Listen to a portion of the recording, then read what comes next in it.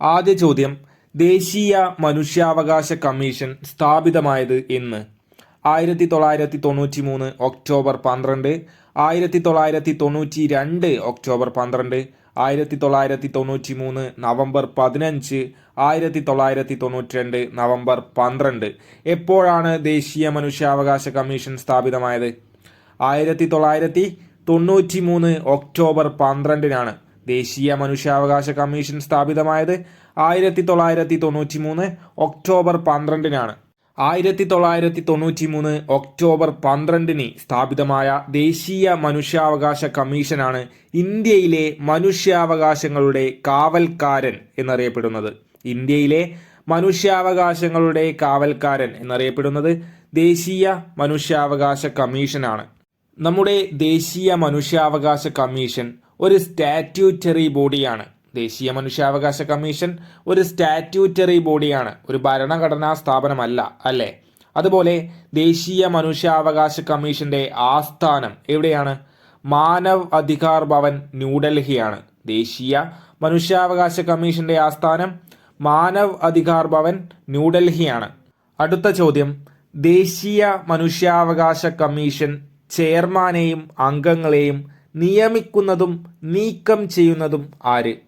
പ്രധാനമന്ത്രി, സ്പീക്കർ, രാഷ്ട്രപതി, സുപ്രീം കോടതി ചീഫ് ജസ്റ്റിസ്. ആരാണ് ദേശീയ മനുഷ്യാവകാശ കമ്മീഷൻ ചെയർമാനെയും അംഗങ്ങളെയും നിയമിക്കുന്നതും നീക്കം ചെയ്യുന്നതും? ആരാണ്? രാഷ്ട്രപതിയാണ്, അല്ലേ? ദേശീയ മനുഷ്യാവകാശ കമ്മീഷൻ ചെയർമാനെയും അംഗങ്ങളെയും നിയമിക്കുന്നതും നീക്കം ചെയ്യുന്നതും രാഷ്ട്രപതിയാണ്. നമ്മുടെ സംസ്ഥാനത്തും മനുഷ്യാവകാശ കമ്മീഷൻ ഉണ്ട്, അല്ലേ? നമ്മുടെ സംസ്ഥാന മനുഷ്യാവകാശ കമ്മീഷൻ ചെയർമാനെയും അംഗങ്ങളെയും നിയമിക്കുന്നത് ആരാണ്? ഗവർണറാണ്. സംസ്ഥാന മനുഷ്യാവകാശ കമ്മീഷൻ ചെയർമാനെയും അംഗങ്ങളെയും നിയമിക്കുന്നത് ഗവർണറാണ്. എന്നാൽ അവരെ നീക്കം ചെയ്യുന്നത് ആരാണ്? അത് പ്രസിഡന്റ് ആണല്ലേ. നമ്മുടെ സംസ്ഥാനത്തായാലും ദേശീയ തലത്തിലായാലും മനുഷ്യാവകാശ കമ്മീഷൻ ചെയർമാനെയും അംഗങ്ങളെയും നീക്കം ചെയ്യുന്നത് ആരാണ്? അത് പ്രസിഡന്റ് ആണ്. പക്ഷേ ദേശീയ തലത്തിൽ നോക്കുകയാണെങ്കിൽ മനുഷ്യാവകാശ കമ്മീഷൻ ചെയർമാനെയും അംഗങ്ങളെയും നിയമിക്കുന്നത് അത് പ്രസിഡന്റ് ആണ്. സംസ്ഥാന തലത്തിൽ അതാരാണ്? അത് ഗവർണറാണ്. നമ്മുടെ PSCയുടെ പുതിയ പാറ്റേൺ വെച്ച് പറയുകയാണെങ്കിൽ എന്താണ്? ഇത്തരം ചോദ്യങ്ങൾ പ്രസ്താവനാ ചോദ്യങ്ങളായി ചോദിക്കാൻ സാധ്യത കൂടുതലാണല്ലേ. അതുകൊണ്ട് തന്നെ മാറിപ്പോവാനോ മറക്കാനോ പാടില്ല. അതായത് ദേശീയ മനുഷ്യാവകാശ കമ്മീഷൻ ചെയർമാനെയും അംഗങ്ങളെയും നിയമിക്കാനും നീക്കം ചെയ്യാനുമുള്ള അധികാരം ആർക്കാണ്? പ്രസിഡന്റിനാണല്ലേ. അതുപോലെ സംസ്ഥാനത്തെക്കുറിച്ച് പറയുകയാണെങ്കിൽ സംസ്ഥാന മനുഷ്യാവകാശ കമ്മീഷൻ ചെയർമാനെയും അംഗങ്ങളെയും നിയമിക്കുന്നത് ഗവർണറാണ്. അവരെ നീക്കം ചെയ്യാനുള്ള അധികാരം ആർക്ക് മാത്രമേ ഉള്ളൂ? അത് പ്രസിഡന്റിന് മാത്രമേ ഉള്ളൂ. നമുക്ക് അടുത്ത ചോദ്യത്തിലേക്ക് പോവാം. ദേശീയ മനുഷ്യാവകാശ കമ്മീഷന്റെ ആദ്യ ചെയർമാൻ ആര്? Justice KG Balakrishnan, justice Ranganatha Mishra, justice MM Pareeth Pillai, HL ദത്തു. ആരാണ് ദേശീയ മനുഷ്യാവകാശ കമ്മീഷന്റെ ആദ്യ ചെയർമാൻ? ജസ്റ്റിസ് രംഗനാഥ മിശ്രയാണ്, അല്ലേ? ജസ്റ്റിസ് രംഗനാഥ മിശ്രയാണ് ദേശീയ മനുഷ്യാവകാശ കമ്മീഷന്റെ ആദ്യ ചെയർമാൻ അല്ലെങ്കിൽ പ്രഥമ ചെയർമാൻ എന്ന് പറയുന്നത്. നമ്മുടെ ജസ്റ്റിസ് KG ബാലകൃഷ്ണൻ ആരാണ്?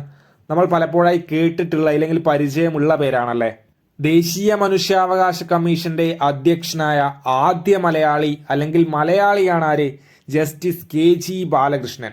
ദേശീയ മനുഷ്യാവകാശ കമ്മീഷന്റെ അധ്യക്ഷനായ മലയാളിയാണ് ജസ്റ്റിസ് KG ബാലകൃഷ്ണൻ. കേരള മനുഷ്യാവകാശ കമ്മീഷന്റെ ആദ്യ ചെയർമാൻ ആരാണ്? ജസ്റ്റിസ് MM പരീത് പിള്ളയാണ്. കേരള മനുഷ്യാവകാശ കമ്മീഷന്റെ ആദ്യ ചെയർമാനാണ് ജസ്റ്റിസ് MM പരീത് പിള്ള. നമ്മുടെ ദേശീയ മനുഷ്യാവകാശ കമ്മീഷന്റെ നിലവിലെ ചെയർമാൻ ആരാണ്? അരുൺ കുമാർ മിശ്രയാണല്ലേ. ദേശീയ മനുഷ്യാവകാശ കമ്മീഷന്റെ നിലവിലെ ചെയർമാൻ അല്ലെങ്കിൽ ഇപ്പോഴത്തെ ചെയർമാൻ ആരാണ്? അരുൺ കുമാർ മിശ്രയാണ്. നമ്മുടെ നിലവിലെ കേരള മനുഷ്യാവകാശ കമ്മീഷൻ ചെയർമാൻ ആരാണ്? S മണികുമാറാണ്. നിലവിലെ കേരള മനുഷ്യാവകാശ കമ്മീഷൻ ചെയർമാൻ S മണികുമാറാണ്. ഒരു കറണ്ട് അഫയർ ചോദ്യം കൂടിയാണ് കേട്ടോ അത്.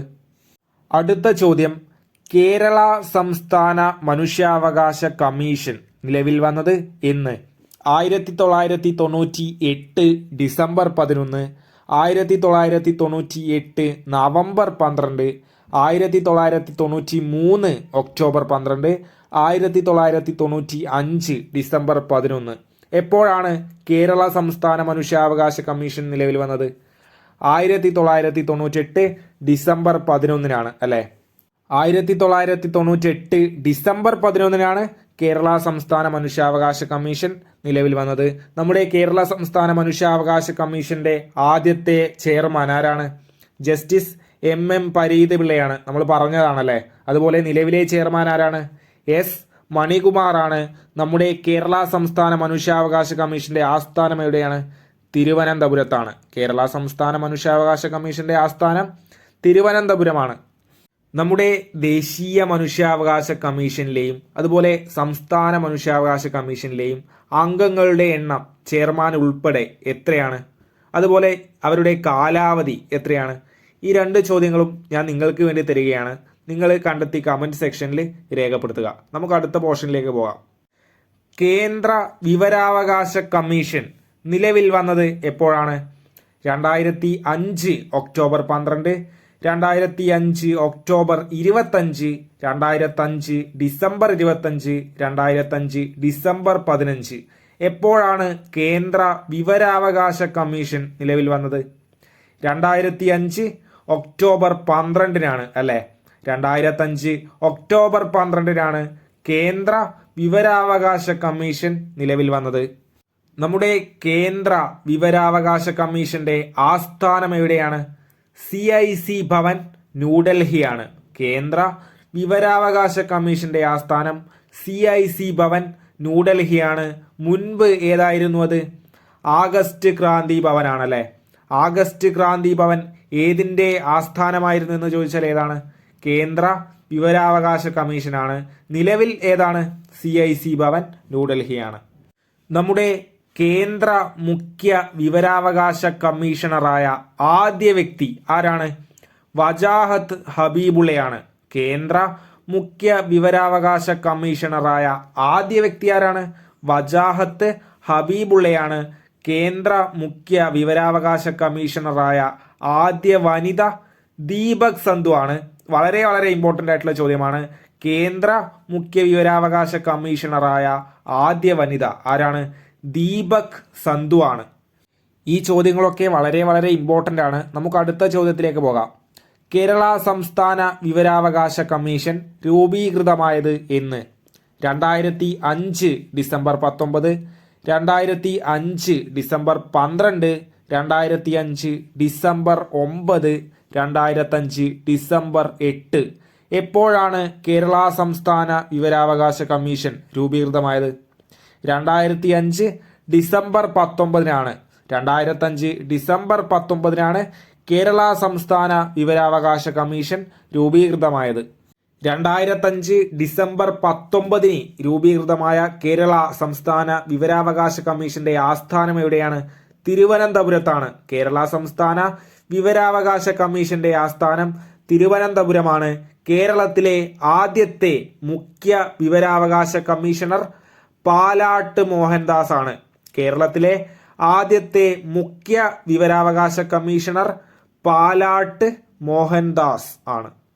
വിവരാവകാശ നിയമം പാർലമെന്റ് പാസാക്കുന്നതിന് പ്രേരക ശക്തിയായ അല്ലെങ്കിൽ കാരണമായ സംഘടന ഏതാണ്? മസ്ദൂർ കിസാൻ ശക്തി സംഘടനയാണ്. വിവരാവകാശ നിയമം പാർലമെന്റ് പാസാക്കുന്നതിന് പ്രേരക ശക്തിയായ സംഘടന മസ്ദൂർ കിസാൻ ശക്തി സംഘടനയാണ്. ഈ മസ്ദൂർ കിസാൻ ശക്തി സംഘടന സ്ഥാപിച്ചത് ആരാണ്? അരുണ റോയ് ആണ്. മസ്ദൂർ കിസാൻ ശക്തി സംഘടന സ്ഥാപിച്ചത് അരുണ റോയ് ആണ്. നമ്മുടെ ജനാധിപത്യത്തിന്റെ സൂര്യ തേജസ് എന്നറിയപ്പെടുന്ന നിയമം ഏതാണ്? വിവരാവകാശ നിയമമാണ്. നമ്മുടെ ജനാധിപത്യത്തിന്റെ സൂര്യ തേജസ് എന്നറിയപ്പെടുന്ന നിയമം വിവരാവകാശ നിയമമാണ്. ഇത് PSC മുൻപ് ചോദിച്ചിട്ടുള്ള ചോദ്യങ്ങളിൽ ഒന്നാണ് കേട്ടോ. നമ്മുടെ PSC സിലബസിൽ ഉൾപ്പെടുത്തിയിട്ടുള്ള മനുഷ്യാവകാശ കമ്മീഷൻ അതുപോലെ വിവരാവകാശ കമ്മീഷൻ എന്നിവയുമായി ബന്ധപ്പെട്ട പ്രധാനപ്പെട്ട ചോദ്യങ്ങളാണ് ഇന്ന് ഈ ഒരു 10 മിനിറ്റ് വീഡിയോയിൽ ഉൾപ്പെടുത്തിയിട്ടുള്ളത്. എല്ലാവരും നന്നായി പഠിക്കുക. Good luck.